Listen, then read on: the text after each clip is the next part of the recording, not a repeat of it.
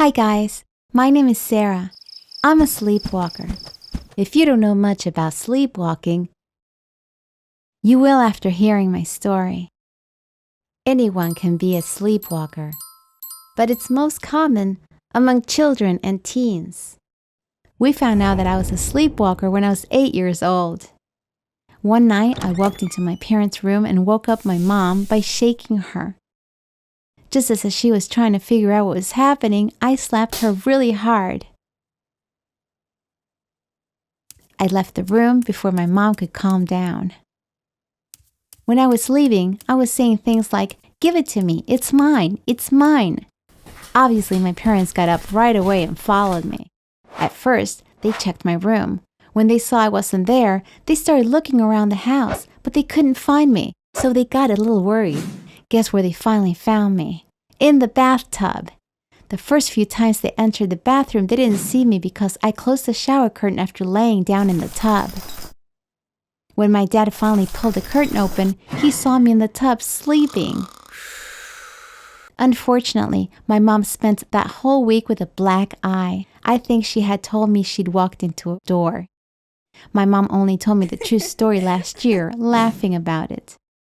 I was a little upset that I hurt her, but compared to everything else that happened to me because of sleepwalking, this incident is pretty innocent.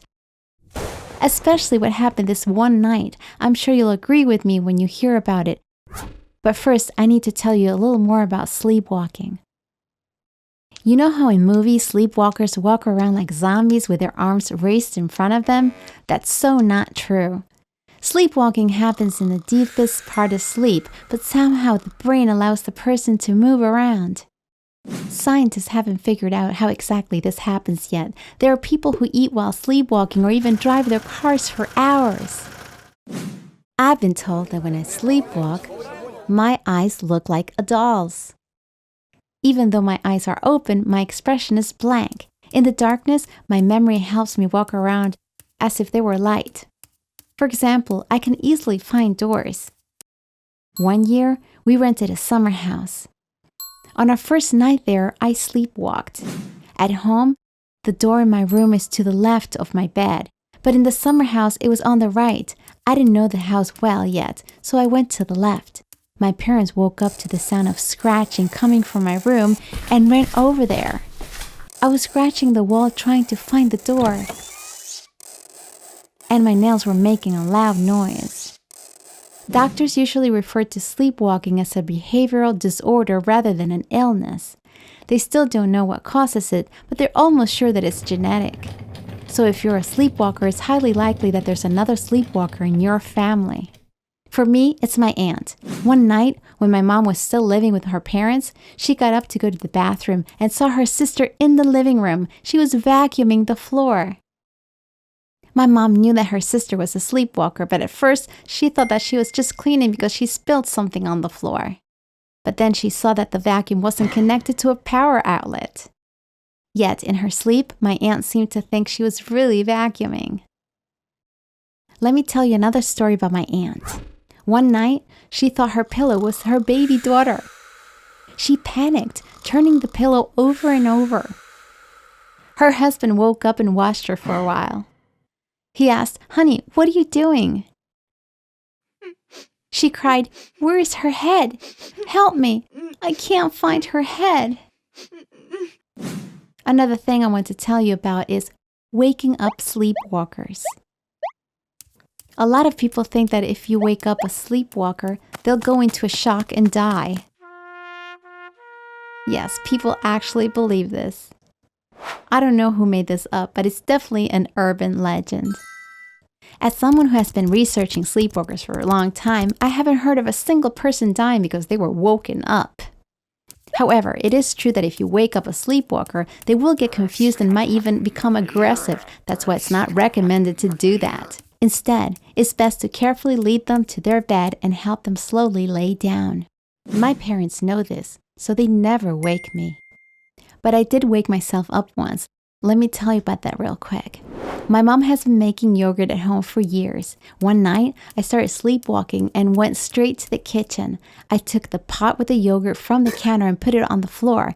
Then I opened the lid and stepped inside. I have no idea why I did this. That's the only good thing about being a sleepwalker. Nobody judges you for what you do because you do it unconsciously.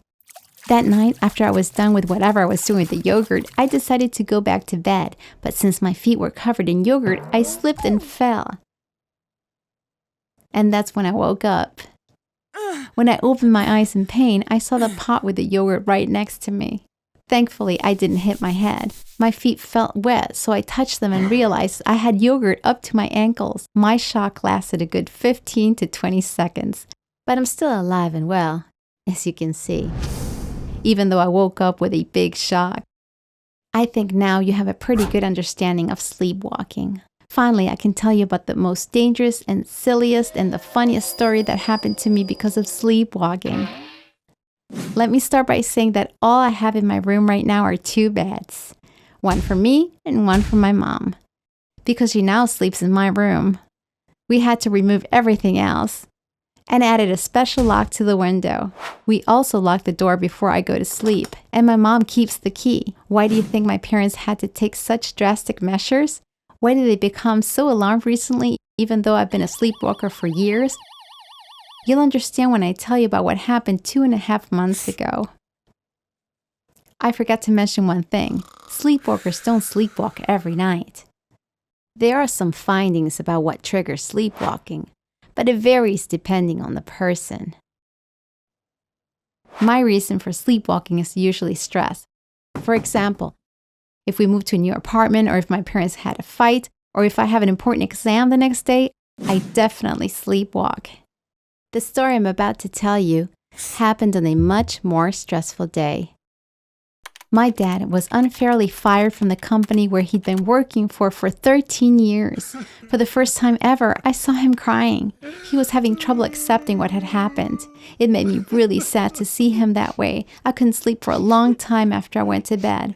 I cried for hours before finally passing out. When I woke up, I was in a different house in bed with a paralyzed 80-year-old woman. I can't even begin to tell you how scared I was. When I opened my eyes, she was the first thing I saw. She was looking at me with her blue eyes wide open. She couldn't react because she wasn't able to speak or move, but I could tell she was as scared as I was. The next day, my dad and I put on our detective hats and figured out exactly what happened the night before. It turns out that I got into bed with the woman, Mrs. Roberts, in 3 steps. Step 1. Fly through the window. We figured out that I got out of bed at around 4:30 a.m. My parents say that my door was closed in the morning. That means I didn't walk around at home. When I sleepwalk, I open doors and I never close them. So I must have gone straight for the window. Whatever I was dreaming of led me to open the window and step on the windowsill. And I just kind of let myself fly down from the 3rd floor. I fell onto the awning below and then flew onto the patio umbrella of a pizza place as if I were jumping on a trampoline. I must have woken up by then because I remember hitting the umbrella quite well.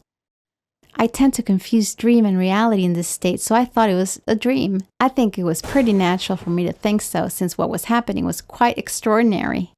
Parts of these falls were caught by the security cameras of nearby stores, and the footage is just like a Hollywood movie. I'm laughing about it now, but my parents couldn't recover for days after watching me fall. Now, step 2, running like crazy. Apparently, there was a refugee working staying at the pizza shop at night. He ran out as he heard the noise. And he saw me, a girl who had just done a soft landing thanks to the awning and the umbrella, and who was sleeping like a baby on the sidewalk. He checked my pulse to see if I was alive. At that moment, I opened my eyes. Before he could realize what was happening, I started running, and he started running after me. He was screaming, "I'm just trying to help you." He was probably worried about getting in trouble because he was in the country illegally. I ran for a while with him chasing me, but eventually he gave up because he was a little overweight, so he got tired. Can you believe that I kept on running while I was sleeping? Well, that's exactly what happened. Finally, step 3, entering the apartment through the window. There are no witnesses here. The people who live in the apartment that I walked into say that their cat Bella goes out at night during summer, coming in and out through the same window. The cat uses Mrs. Roberts' window, so it's always open, including at night. But that night, it wasn't just Bella who used it. I don't know how I managed, but I climbed in through the window and went straight to bed. Mrs. Roberts woke up but couldn't do anything because of her paralysis. As you can see, there's a good reason for my mom to sleep in my room and for the window locks. Thanks for listening. If you want to send your story, why don't you email it to the address in the info section below? Bye!